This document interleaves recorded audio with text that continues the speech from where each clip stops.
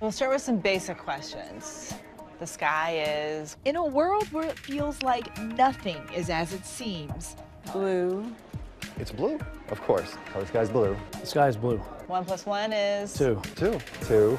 2. There's at least one truth we thought was indisputable. And the Earth is... Flat. Flat. The Earth is flat. My reality, my senses tell me that the Earth is flat and stationary. Or so I thought. But for the people attending the first Flat Earth International Conference here in Cary, North Carolina, their Earth indisputably is not round. Everybody here can agree on absolutely one thing, which is it is not a globe. For centuries, a flat Earth was accepted as certainty until science and sailboats said otherwise. One of the rules of power is you never admit that there's someone bigger than yourself. But it wasn't until 2015 when this guy, Mark Sargent, posted his flat Earth clues. Part of a series of clues that can help you get your head around both the design of the flat Earth system we live in. You're kind of the, father of this movement. Boy, how would you... Don't do that. You're the one who sort of started it all. I did not invent flat Earth. All I did was walk up to a door, point at it, say, you know what? I think there's some really interesting things on the other side of this, and check it out for yourself. If flat Earth is a university, FEA, then I would be the freshman recruiter. People have traveled from around, actually, Mark would say, across the flat world to attend.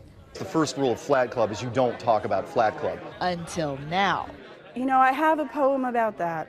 It's right here. Amy Nicholson wrote a book of poetry about her flat Earth journey. A few months flat and 7 months to rally. Kim Gurley came to the conference from Houston. I haven't really come out all the way yet. I'm still a little in the closet. The North Pole's in the middle. Lainey Innevale came from even farther.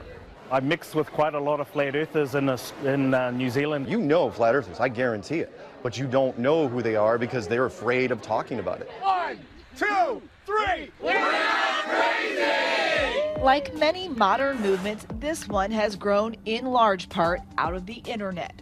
With rappers like Odd TV evangelizing to hundreds of thousands of subscribers. No more living on a cartoon ball. And YouTube channels like Globebusters, encouraging skepticism about what you've been taught. For the serious students here at the conference, And this has got to a point now where it's becoming real. it all comes down to proof. When it comes to science, there's things you can test right now, right? Fire burns, water's wet, drop something, falls to the ground, that appears to be gravity. Those are things you can test, right? But the curving horizon, the sloping sea level, the spin of the Earth, unless you can see these phenomena with your own eyes, they may not be true. A lot of people are going, this is crazy, right? But think about this. For the last 20, 25 generations, this is what we've told people. Unlike what we've been told in school, some flat earthers imagine the Earth looks like a snow globe, round but not sphere. The North Pole is at the center of most flat Earth maps, with the ice of Antarctica holding everything in. So are you certain this is what the Earth looks like? Pretty sure. Almost. I mean, there are some details to be worked out, sure, but the basic concept is sound.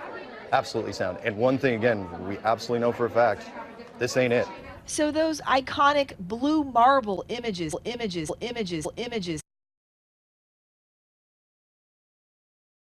seen from space, flat earthers denounce them as fakes. You start seeing words like composite or animation or something that tells you this is not an actual photograph of the Earth. Yes, question. So if you think you have questions, Feel free to line up and ask them while I'm reading the opening statement. the flat earthers have many, many more. This is what returns to Earth. Which is why I thought someone who's actually seen the Earth from space might have some answers. 1 + 1 is? 2. What color is the sky? Blue. And the Earth is? Round, round, round, round, round. And I realized the Earth is round. Can you tell us if it's round or if it's flat? It's round. It's round. It's round. It's round. In other breaking news, the world is round. Just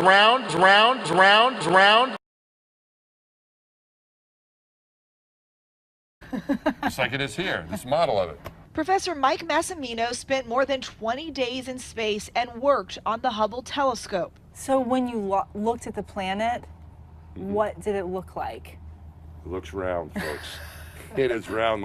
My eyewitness account, and I looked at it as much as I could. It is round.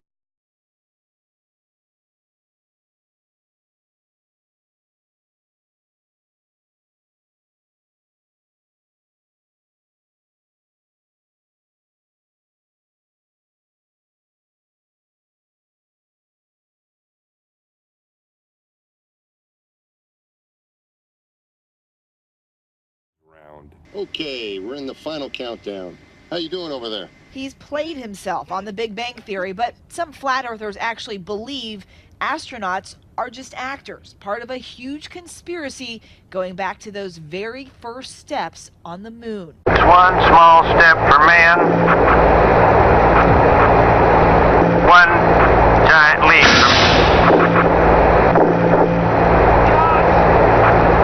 So, I guess you want to do it again.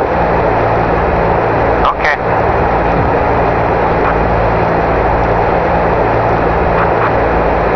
Sorry, Mr. Corsi. You don't believe that they've gone to space? No, not at all. The rockets go up, sure. There's nobody in them. I hope you're ready to listen fast because I'm ready to speak fast.